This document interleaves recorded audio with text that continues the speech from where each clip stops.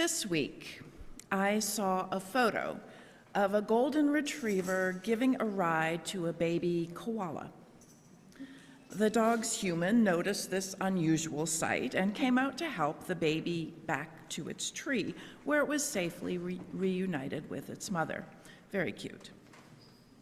The week before, a video from 2013 went viral again after Jane Goodall's death, a chimpanzee returning to hug her before being released into the wild.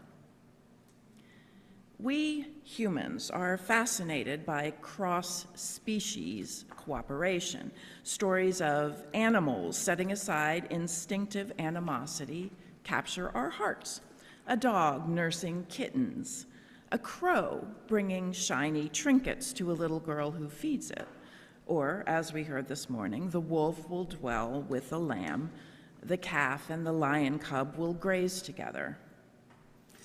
We love these stories because they are not the norm. Animals, for the most part, stay within their own kind, and so do humans, though our kind looks a little different. We live inside our own ecosystems, families, neighborhoods, church communities, and political identities. These become the bubbles that shape our view of the world. When something or someone feels unfamiliar, our nervous systems react. It's a very human response. We are wired for safety. Our brains constantly scan for threat, comparing what we see to what we already know. When something feels different, our bodies whisper, "Be careful."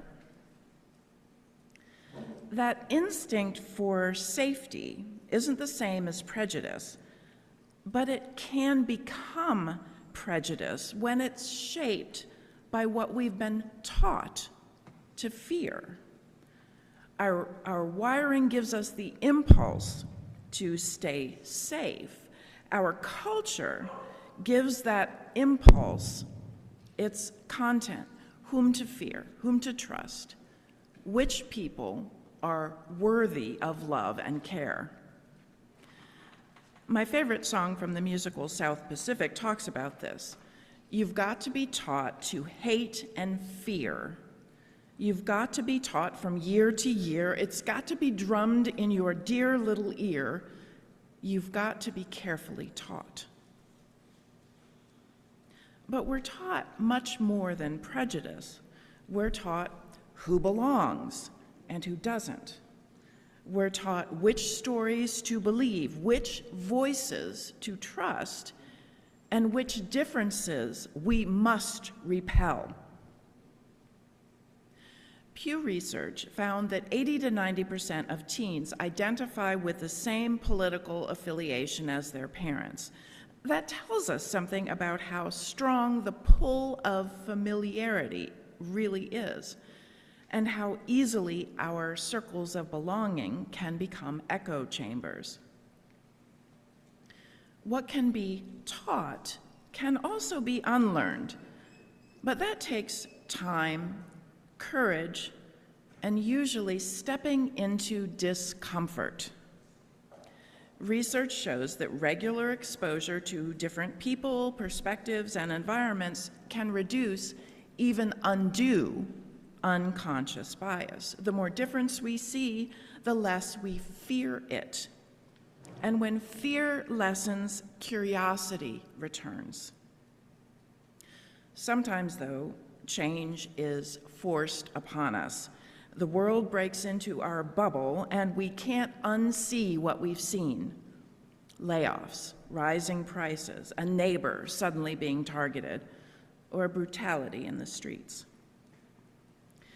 That flicker of doubt about an old perspective, that uneasy sense that something isn't right, can grow into a flame.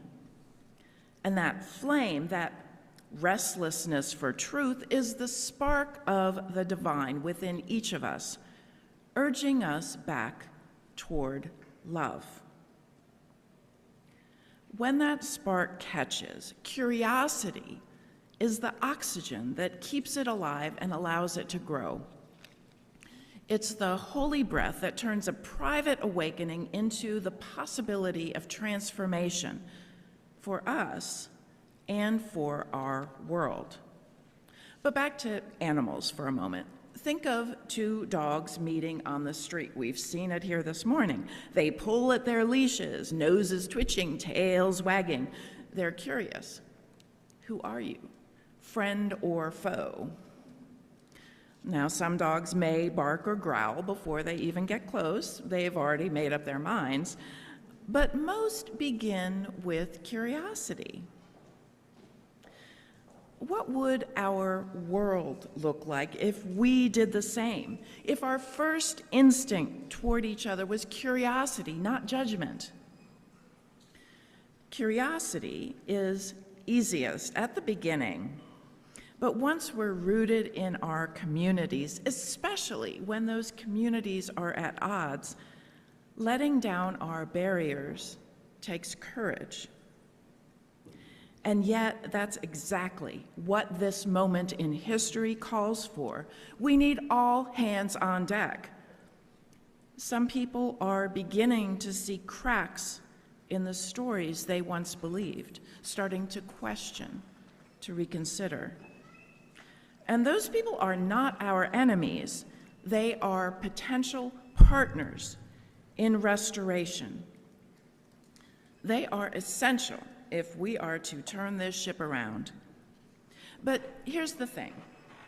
Even when we begin to see differently, letting go of what we've built our lives upon is excruciating.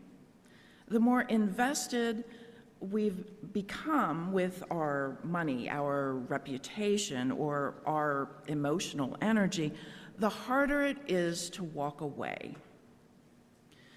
Psychologists call this escalation of commitment. In the 1950s, Leon Festinger studied doomsday groups after their prophecies failed. You'd think people would walk away, but a lot of them doubled down.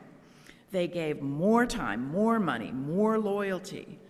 Because once you've tied your identity, your community, and your hope to a story, admitting it isn't true can feel like losing your place in the world. Fear probably played a role in some of those beliefs to begin with. Fear loves certainty. It makes simple answers seem magnetic. So when someone starts to question, when they're in that tender space between what they used to believe and what they're beginning to see, the last thing they need is to be shamed or cornered. It doesn't matter if their awakening came late or if they once justified things they now regret. What matters is that they're beginning to see differently, and that is sacred ground. There's a line from The Art of War that speaks to this. Never back your opponent into a corner. If you give them no way out, they will fight with everything they have. But if you leave them an exit, they may choose it. Even an ancient warrior text understood what Jesus would later embody. People change not when they are cornered, but when they are given a path forward. What if our curiosity creates that exit and grace allows them to go through? What if we left room for change? What if we gave each other the space to step into new understanding without humiliation, without shame, and without fear of being cast out? People rarely change when they feel attacked. They change when they feel seen. They change when curiosity is extended toward them. They change when they're given a chance to grow. And that's what Jesus did again and again. He didn't corner people. He gave them a way forward. Zacchaeus, the tax collector, despised by his community. Jesus looked up and said, "Zacchaeus, come on down, I'm going to your house tonight." The Samaritan woman at the well, judged and avoided, Jesus spoke to her as an equal, offering her living water.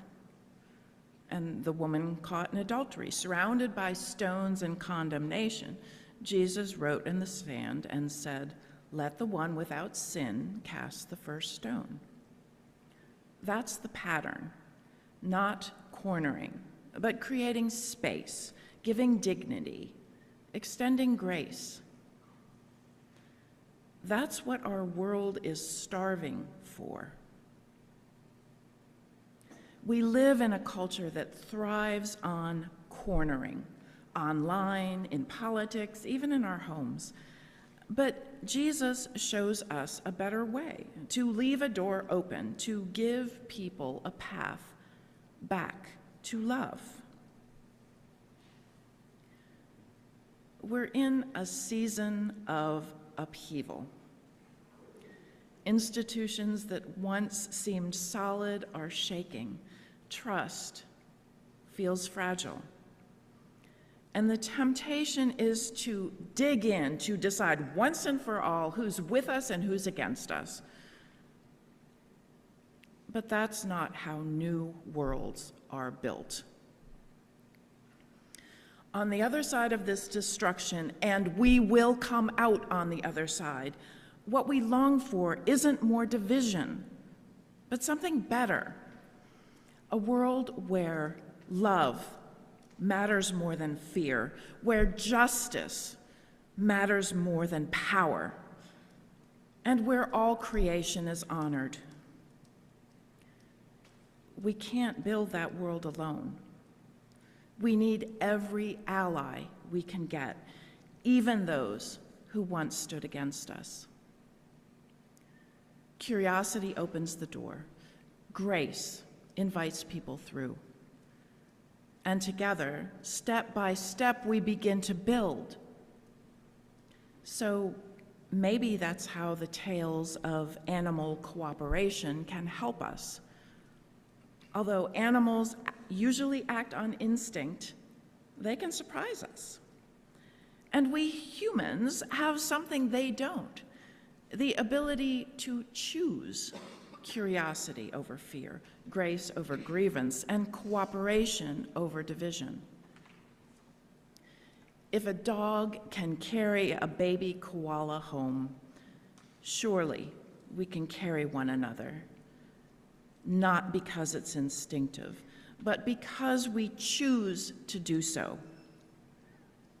Because the spark of the divine within us still believes that love can weave justice and mercy into what fear has torn apart.